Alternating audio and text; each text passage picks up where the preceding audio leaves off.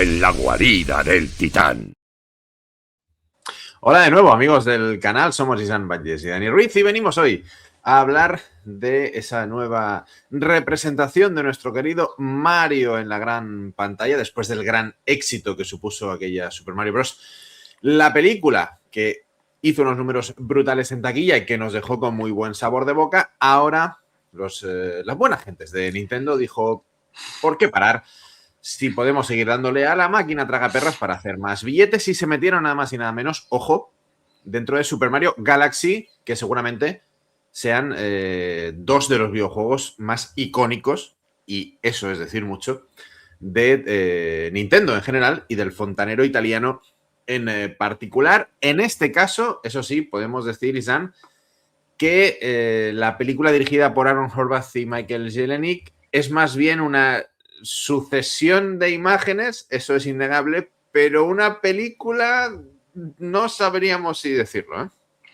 Más complicado. Sí que, en fin, pues aprovechando la inercia, como bien has dicho tú, de los grandísimos números que tuvo Super Mario y evidentemente también de Super Mario as himself, que mueve carros y carretas al cine, pues lo han querido hacer fácil, y fácil no siempre es bien, y en este caso, pues eso, han abierto el baúl de los muñecos, como yo siempre digo, y no han tenido ninguna mesura a la hora de ponerlos ni de contarnos una historia, porque realmente no hay una historia que contar. Van pasando cosas sin explicación ninguna y poco más. Hubiese sido muy fácil, porque realmente el argumento de los Super Mario es más sencillo que un botijo, pero no, han querido ponernos un montón de personajes en pantalla, que está muy bien. Han querido hacer un montón de guiños en pantalla, que está muy bien, pero no han querido contar una historia conexa, y en algunos momentos incluso me ha parecido de mal montaje, cortando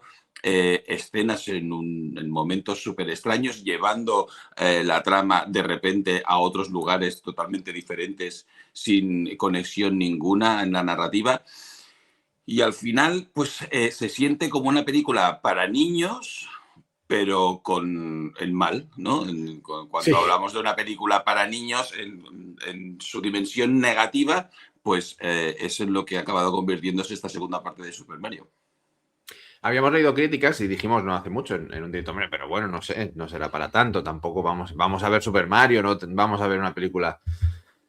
Pues sí, efectivamente es así, y creo que la palabra que lo define, Isan, es inconexión. Sobre totalmente inconexa, saltas de un lado a otro sin saber muy bien por qué. Es una especie de sucesión de videoclips que alguien ha recortado, que ha enganchado, ha empalmado con el Filmora versión 9.5 y ha mirado y ha dicho, pues no queda tan mal. y oye, y para adelante. Teóricamente, la historia, ¿por dónde va? Pues el hijo de Bowser quiere rescatar a su padre y quiere cumplir sueños de juventud en los que su padre le hablaba y le motivaba, ¿no? Para ser un genio del mal y montar un planeta súper chungo donde reinarían toda la galaxia, y además para ello necesitarían poner un cañón, y para que funcionara ese cañón necesitaban a la princesa Estela, ¿no? Entonces la cosa se deriva un poco por ahí, pero es que vamos de un lado al otro en muchas ocasiones perdiendo el punto de vista, perdiendo el foco de decir, pero esto ¿por qué? ¿No? Es decir, ¿es coherente? No, no es coherente. Es bonito, tremendamente bonito. Si te fijas en la pantalla vas a ver 7000 easter eggs, 7000 referencias a los fans de Nintendo, de los videojuegos. Sí, pero más allá de eso, poco, muy poco, a nivel de guión, a nivel de historia. En lo visual, yo creo que no tenemos mucho que decir. Es apabullante, es colorida, los detalles son... Vamos, están puestos en pantalla a un nivel obsesivo, desde el último pelo del bigote de Mario y Luigi que se mueve con el viento hasta el reflejo de la luna. Ante todo eso, poco hay que decir. Hay algún momentito que te saca una sonrisa, es verdad, pero vaya, me ha parecido, no sé si estás de acuerdo, Dan, 2, 3 o 4 escalones por debajo de la anterior en cuanto a historia y, por supuesto, en cuanto a narrativa. No nos han contado nada, además, un par de flashbacks que tienen que ver con la princesa Peach y tal, pero se siente pobre, se siente poco elaborado, no se siente rica en cuanto a todo lo que puede dar el universo de Nintendo, que sí tuve la sensación, yo por lo menos, cuando vi la anterior, que había sido así. Y en esos 3 años no hemos avanzado nada. No han perdido el tiempo y eso que tenían, porque la verdad es que la película es cortita, dura 1 hora y 36, si no me equivoco. No han perdido el tiempo a la hora de no contarnos cosas. O sea, necesitaban que las cosas tiraran para adelante, entonces si Star Fox está ahí es porque el poder del guión, si ellas dos son hermanas y resulta que una está separada de la otra es gracias al poder del guión. Y todo se sucede por el poder del guión. Los personajes van saliendo también por el poder del guión, como son todos los enemigos de ese Super Mario 2, que era canon, no canon, ahora ya es canon sí o sí, porque sale en la película de Super Mario, con un sapo gigante muy enfadado, que no sabemos tampoco qué tiene que ver en la trama. Tenemos un problema, sale un sapo muy enfadado.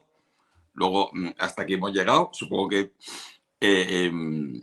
anuncia que va a venir Super Mario, no hace mucha falta porque ya se ve en pantalla, ¿no? De repente tienen una nave espacial que es hipersónica, van apareciendo las cosas un poquito porque sí, y era ese detalle, ¿no? Ese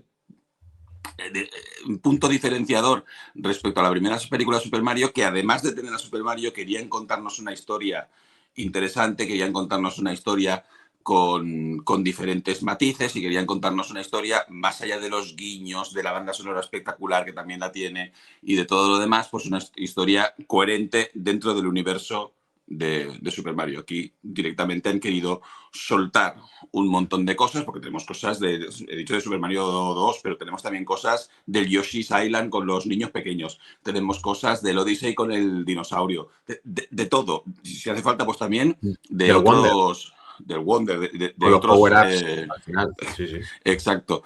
O de otros personajes, ¿no? Con la sorpresa de Star Fox que tuvimos en su momento, en la primera, la sorpresa, o no, porque ya salía en el trailer, de Donkey Kong, pero formaba parte de la historia. Aquí de repente, es que necesitamos a alguien que nos lleve, no pasa nada. Podría haber sido, yo qué sé, el Capitán Malcolm Reynolds de la Serenity, pero bueno, han decidido que era Star Fox porque de repente apareció en otra dimensión y ya está. Bueno, se siente esa sensación de que se podría haber hecho muchísimo mejor, nos podrían haber ofrecido una película.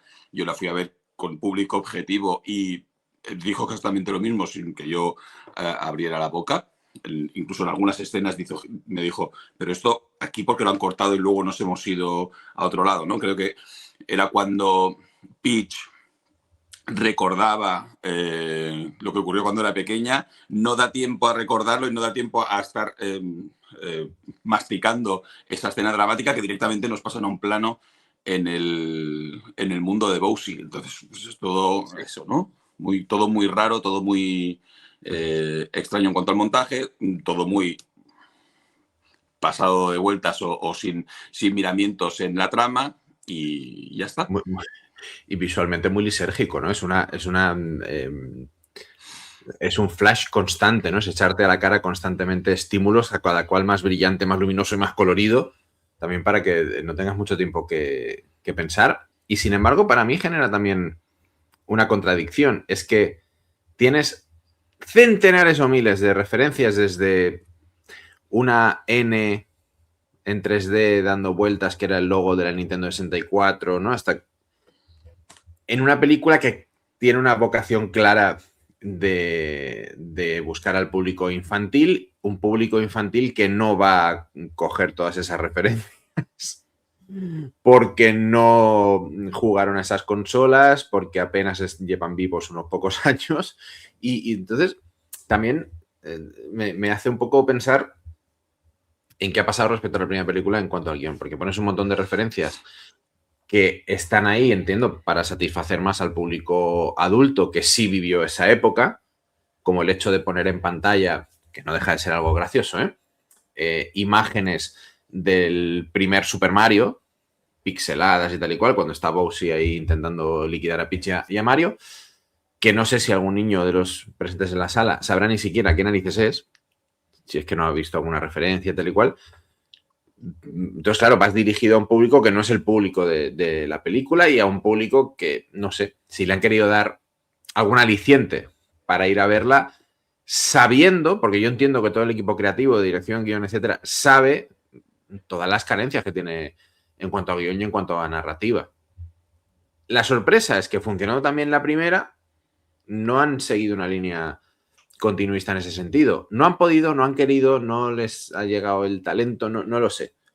O han decidido que a día de hoy esta era la mejor fórmula para hacer 1.500 millones en taquilla, que también puede ser. La más sencilla, ¿no? La más rápida. Sabéis que ahora se habla mucho de la generación TikTok y de que tiene todo que ir con estímulos muy cortitos y tal y cual. A lo mejor han pensado que tenía que ser así. En cuanto a la taquilla, por cierto, lleva más de 110 millones de dólares, me parece. O sea que tampoco dudamos que, no sé si llegará más o menos que la primera, pero tampoco dudamos que haya funcionará, no sé si el boca a boca funcionará también. Yo creo que en su momento el boca a boca funcionó muy bien porque duró varias semanas y varias semanas estuvo a nivel top. Y hay otra cosa también que mi público objetivo, o sea, mi hijo de 14 años dijo que estaba muy mal y es que no había habido canción de Jack Black, o sea, incluso se han tirado un pie ellos mismos, aprovechando que tenías Jack Black, no hacer otro temazo como el de Peach, de la primera película. Claro, pero es lo que decíamos, Isán, es que le falta ese punto diferente, le falta esa chispa, ese algo que te llame la atención y que realmente te haga luego hablar de la película. O sea, no hemos visto nada, ha sido algo como súper plano, muy bonito, muy colorido y poco más. De nuevo, eso sí, en los roles, Anya Taylor-Joy, Jack Black, Chris Pratt, Brie Larson. Por cierto, detalle que me gustó mucho, en los títulos de crédito, antes de la escena postcréditos, cuando aparecen los personajes y los actores, aquí directamente aparece el nombre de los actores y las actrices de doblaje, así que maravilloso. Algunos de ellos, por cierto, han estado aquí en el canal charlando con nosotros. Me parece un detalle bastante guay, excepto, eso sí, el de Donald Glover, porque hace de Yoshi. Y ese no ha habido que doblarlo. Por cierto, y sale un Yoshi que al final ha estado ahí, ha hecho 4 monerías, pero tampoco le han sacado un jugo a aquello, ni te han explicado de dónde viene, ni... No sé. No, ni han lanzado... Yo creo que también lo han utilizado, ¿no? El recurso de Yoshi para que nos acordáramos de estos videojuegos que salieron también en la Wii, que eran como trapitos, lo que nos iba contando Bowser a Bowsy, pero sí, Yoshi tiene muchísimo más... no sé, historia por detrás que era muy interesante. Hay Yoshis de diferentes colores o incluso el mismo Yoshi poder lanzar las bombas dependiendo de quién se come. Lo vimos 1 o 2 veces como máximo. Me gustó mucho que podía con las patitas volar un poquito más. Eso sí que lo ponían, que ahí es donde brilla la película, ¿no? En esos pequeños detalles, pero esos pequeños detalles no van ligados de una historia.